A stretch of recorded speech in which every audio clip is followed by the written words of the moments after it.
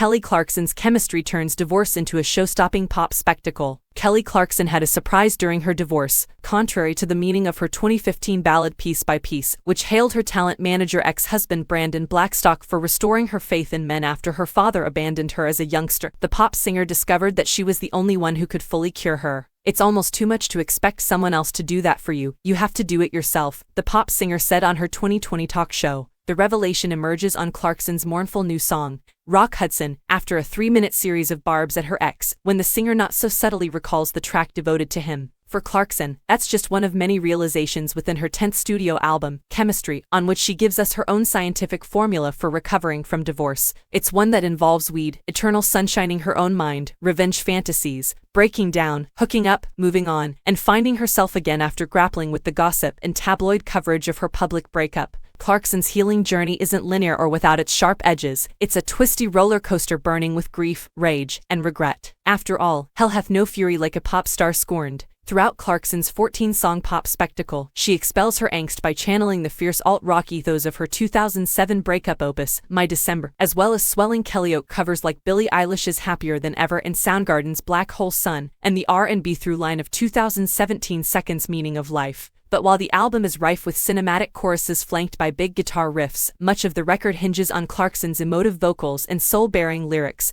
turning Chemistry into her most vulnerable project since My December. Her pain is an omnipresent but fluctuating force on Chemistry. On opener Skip This Part, Clarkson attempts to harness it with a slow-burning doo-wop build-turn-soaring rock ballad that evokes the blistering Happier Than Ever. I feel every break as I realize my fate. I succumb to the taste of betrayal. I try numbing the pain with my sweet Mary Jane, but I know this escape isn't stable, she growls. What follows is mine, a wistful ditty that masks a plot for sweet vengeance. I hope one day someone will take your heart and hold it tight, make you feel like you're invincible deep inside, and right when you think that it's perfect they cross a line, and steal your shine, like you did mine, she bitterly pleads. Later, she uses sarcasm to tend to her wounds on the R&B inflected My Mistake, and hurls her cynicism at rom-coms like The Notebook and It's Complicated for their unrealistic portrayal of romance on I Hate Love, which features delicate banjo plucking by Steve Martin. Eventually, Clarkson's mourning comes to the forefront with the ballad Lighthouse, where she's haunted by her struggle to remain sober, an allusion to her 2007 alt-rock single about a metaphorical addiction to a toxic relationship.